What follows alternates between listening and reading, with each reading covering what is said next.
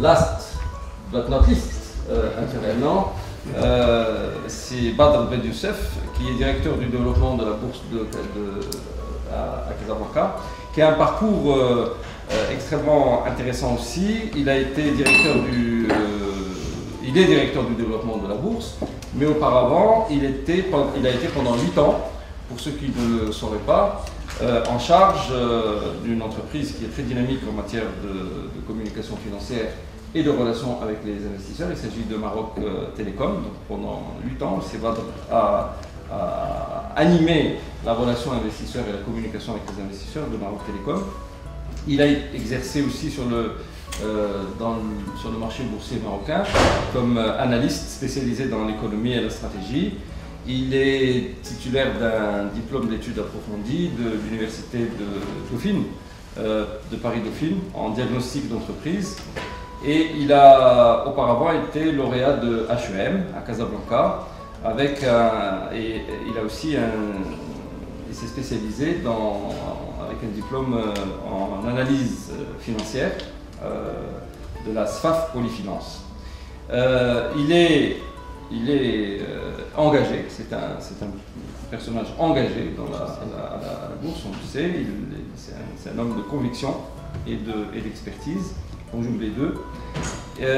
Il est très engagé en matière d'éducation, en faveur de l'éducation financière, pour le développement des marchés boursiers. C'est une dimension qui est très importante, dont nous avons besoin au Maroc, y compris auprès des écoles. Et il est actif dans la vie associative. Il est en particulier membre du conseil d'administration de Hijaz, dont nous saluons le président, qui est avec nous aujourd'hui. C'est Aide Andalousie. Et Badr est également membre du comité de gestion de la Fondation marocaine pour l'éducation financière. Voilà. Donc il va nous parler à la fois de l'investissement responsable, de l'investissement en général, de la prise en compte de ces concepts aujourd'hui dans l'activité d'analyse, mais aussi dans l'activité de gestion, et finalement dans ce qu'est en train de faire la bourse de Casablanca pour accompagner son propre développement, sa dynamique de développement, en appui, pour fonder son développement en appui sur ces dimensions-là. À toi la parole pendant 15 minutes. Merci.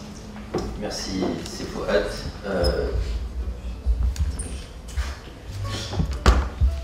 Je tiens tout d'abord à vous souhaiter la bienvenue. Je pense que en tant que membre de la bourse, je ne peux que vous souhaiter la bienvenue et en tout cas, on ne peut que soutenir des initiatives comme ça qui essayent de faire avancer les choses dans notre marché dans le bon sens. Et voilà, c'est aujourd'hui avec grand plaisir qu'on accueille RSE au Maroc et tous ses invités. Je vais essayer de vous parler du rôle en fait de la bourse en tant que promoteur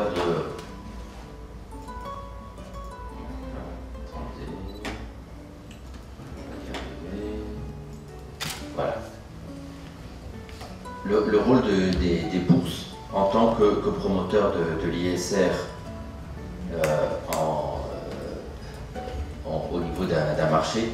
Et pour cela, je commencerai par vous montrer un petit slide. En fait, je ne suis pas du tout un spécialiste de la RSE, ni de l'ISR, ni de l'ESG. J'essaie juste d'approfondir les sujets et de voir comment la bourse peut faire avancer les choses sur certains sujets qui peuvent être bénéfiques pour tout le monde. C'est ma contribution, quelque part, notre contribution au développement durable de notre marché.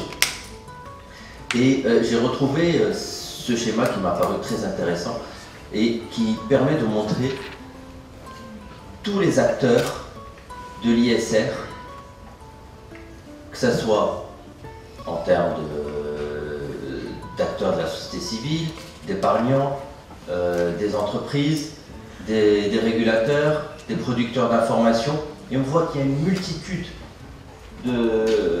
d'acteurs et une multitude de thématiques qui doivent être traitées par tous ces acteurs pour pouvoir mettre en place ou pour pouvoir dire qu'on a sur un marché une ISR qui est valable, et donc les investisseurs peuvent de façon assez confiante investir sur un marché. La bourse, ici, on peut la retrouver à deux niveaux, il nous semble. Un, au niveau peut-être des acteurs de régulation, parce que la bourse peut pousser à travers sa réglementation les entreprises à communiquer sur l'ESG. Elle peut aussi établir des indices, donc on le retrouve au niveau des fournisseurs de services connexes, mais c'est tout à peu près. Donc le rôle d'une bourse, même si on est central, on n'a pas beaucoup de prise sur l'ISR en tant que tel. Maintenant, pourquoi cette importance pour une bourse? Pourquoi on s'y intéresse? On s'y intéresse parce que on a un rôle qui est central dans le financement.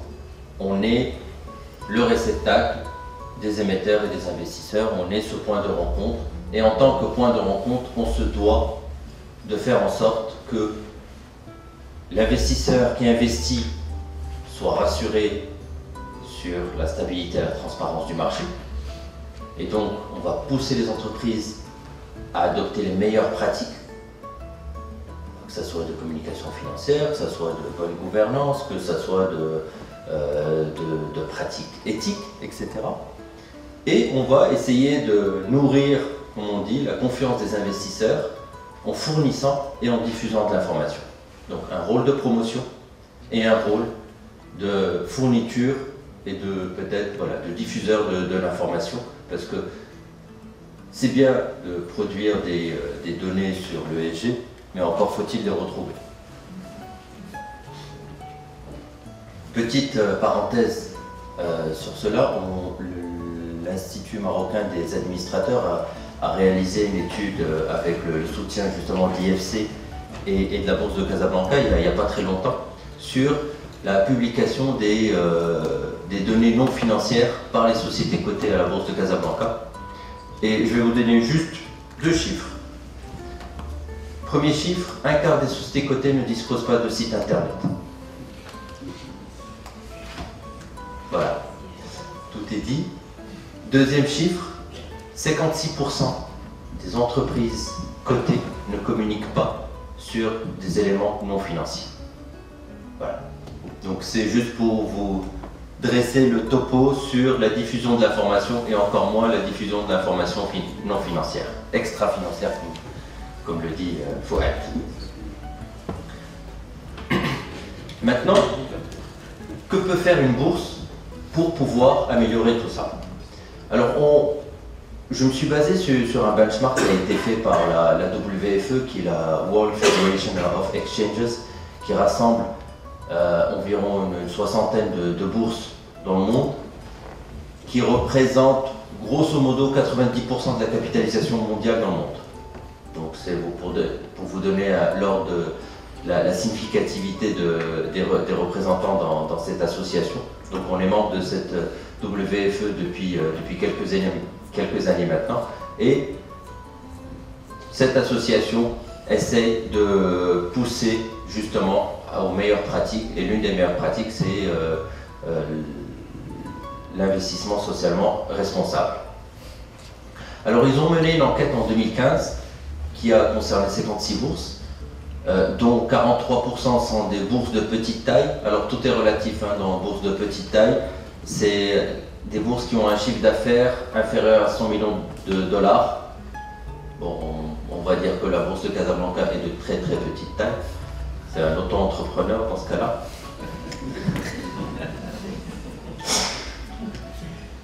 Et premier constat, j'espère que la presse ne va pas reprendre mes paroles. Je regarde dans le fond, on ne sait jamais. C'est micro-entrepreneur. Micro-entrepreneur. Voilà. Alors, le premier constat qui est fait dans cette enquête, c'est qu'il y a un intérêt grandissant des investisseurs et une demande plus accentuée auprès des bourses. C'est-à-dire qu'aujourd'hui, les investisseurs eux-mêmes demandent aux bourses de prendre des mesures pour promouvoir la RSE. 2/3 des bourses ont été approchées par des investisseurs qui leur demandent ça.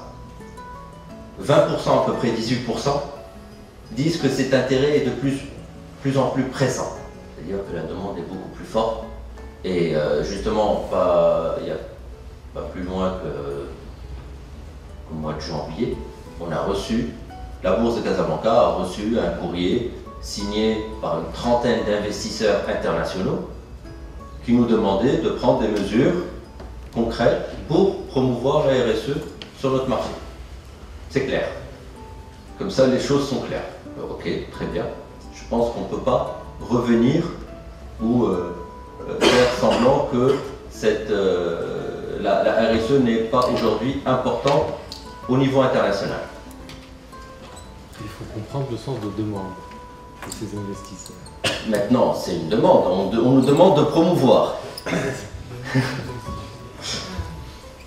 Alors, ce qu'il faut également savoir, c'est que plus de la moitié des marchés exigent des émetteurs une communication sur la RSE. Alors, c'est en dehors de la gouvernance. Hein. Je parle de tout ce qui est environnemental, social et éthique. Que ce soit du fait du régulateur ou du fait de la bourse. Généralement, quand c'est la bourse qui demande aux entreprises de communiquer sur la RSE, c'est une demande qui est plutôt volontaire. On laisse le choix à l'entreprise de le faire. Lorsque c'est le régulateur, c'est obligatoire. Par contre, en termes de type d'information qui est requis, les 2/3 concernent la gouvernance. Ça, je pense que c'est aujourd'hui la base de tout. Et 1/3 concerne l'environnement et le social.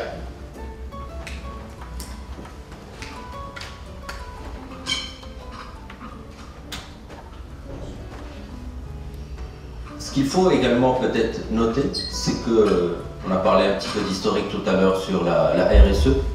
Ce qu'il faut savoir, c'est qu'en termes de loi et de règlement au niveau des marchés boursiers qui favorisent la communication sur l'ISR, il n'y a pas moins de 160 lois ou règlements qui ont été mises en place depuis le début des années 2000 dans le monde, avec bien sûr peut-être des early adopters qui sont les pays développés, qui ont commencé dès 1998, et des marchés émergents qui commencent à rattraper un petit peu le retard aujourd'hui, surtout depuis 2008, depuis la crise des subprimes justement, et l'impact sur eux comme on l'appelle, du flight to quality. Vous savez, quand les marchés vont mal, on se délaisse des marchés émergents qui sont le plus risqués en théorie pour aller vers des marchés plus sûrs. Et ce flight to quality fait que il faut se battre pour pouvoir réattirer les investisseurs. Et je pense qu'une manière de se battre, c'est de se positionner comme promoteur ou comme étant dans les bonnes pratiques de gouvernance et de RSE en général. Encore des données, je suis désolé, hein, je vous bombarde de données, mais j'essaie juste de vous donner l'état des marchés boursiers pour qu'on ait un peu une idée sur ce qui pourrait être mis en place pour pouvoir faire avancer les choses au Maroc. Alors pour près de 50% des marchés, les informations sont disclosées dans le rapport annuel. Pour le reste, généralement, c'est des informations qui sont soit dans des rapports particuliers, soit dans des formulaires carrément qui ont été mis en place par le régulateur ou par la bourse. Alors près de 40% des bourses jouent également le rôle d'enregistreurs, de récolteurs et de diffuseurs de l'information. Ils sont quelque part la banque de données qui va permettre de diffuser plus largement l'information extra-financière. Petit exemple, Deutsche Börse a mis en place un portail ouvert à tout le monde où on retrouve pas moins de 1800 entreprises qui communiquent sur la RSE.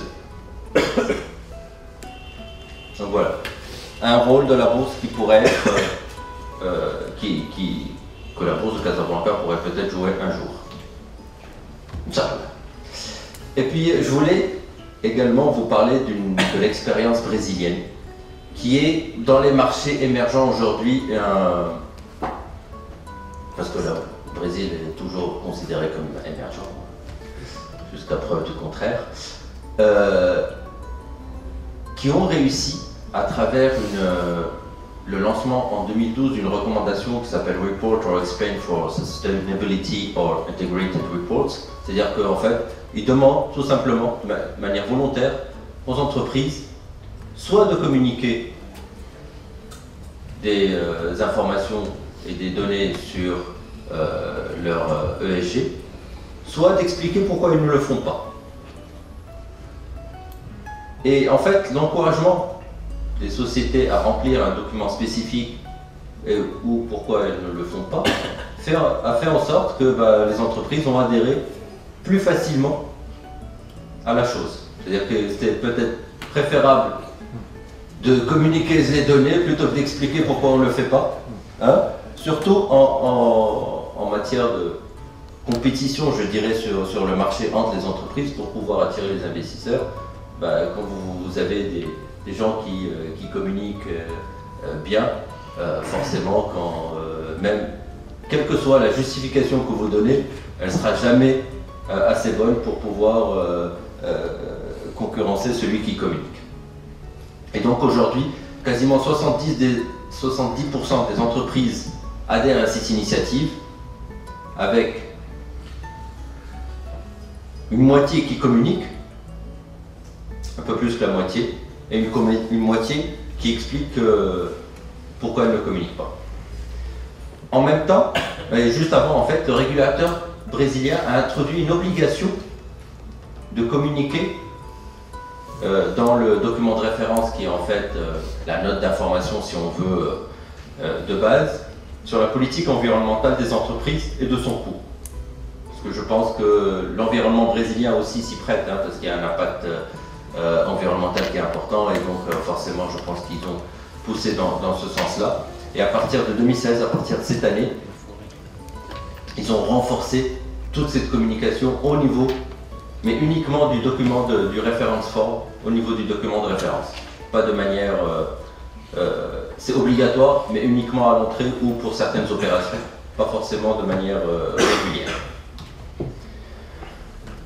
Je reviens à mon benchmark des bourses, et ce qu'il faut savoir, c'est qu'une grande majorité des bourses produisent un indice ESG, et même si uniquement un tiers des bourses ont des produits financiers qui sont associés à ces indices. C'est-à-dire qu'on n'a pas besoin d'avoir un produit structuré derrière pour pouvoir communiquer sur un indice. Et j'ouvre la parenthèse un petit peu, et je pense qu'on en a parlé avec Sifo Ad. La Bourse Casablanca travaille sur la mise en place d'un indice qu'on va faire avec Vigeo, il me semble. Mais en tout cas, voilà. Vigeo a fait un très très grand travail au niveau de la bourse et de la notation extra-financière des sociétés cotées, et je pense qu'il faut qu'on profite de ce travail-là pour pouvoir produire d'autres choses. Maintenant, les bourses elles-mêmes peuvent peuvent communiquer sur leur ESG. Alors malheureusement aujourd'hui, à peine un tiers, même pas, des bourses produisent un rapport ESG. Il me semble que c'est plus lié à peut-être la taille de ces bourses-là, et le fait que aujourd'hui c'est pas encore rentré dans les mœurs de certains marchés.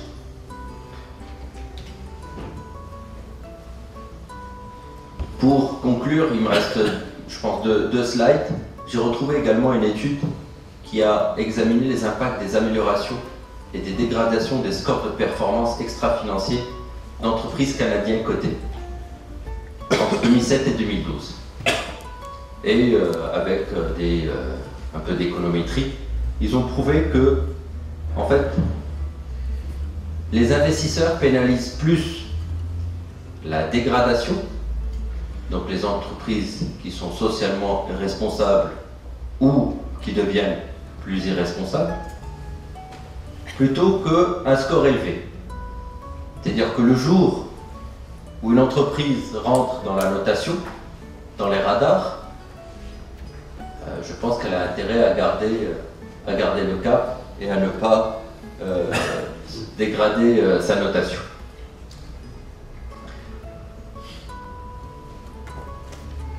Cette étude fait ressortir également deux autres choses. Les améliorations dans le score de la gouvernance sont associées à une réduction du risque systémique et systématique des entreprises à long terme, alors que les détériorations des performances environnementales, sociales et de gouvernance provoquent une réaction négative du marché sur le risque systémique ou systématique, c'est-à-dire une augmentation de ce risque. Donc voilà. Peut-être un petit mot sur ce qu'on fait à la Bourse Casablanca, modestement. Alors déjà, on essaye de pousser vers sur la base de ce qui nous semble être la RSE, c'est la communication financière des sociétés. On a aidé à la création d'une association des relations investisseurs pour que cette population ou ces spécialistes de la communication financière puissent améliorer la communication des émetteurs. On est généralement des supports pour les études et initiatives des organismes qui œuvrent dans ce sens. Et on a obtenu il y a quelques années le label de la CGL, label RSE. Donc nous-mêmes on est RSE. C'est vrai, hein? Il a signé pour, donc il ne peut pas. Et aujourd'hui, comme je vous le disais au début, on est sollicité par les investisseurs étrangers. On est sollicité par les Nations Unies pour mettre en place des éléments qui auront pour objectif de promouvoir la RSE sur notre marché. L'indice est une action qu'on va mettre en place.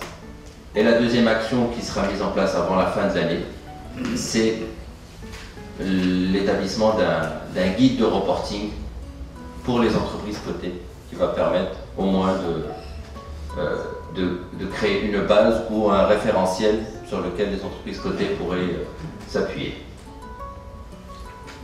Et voilà.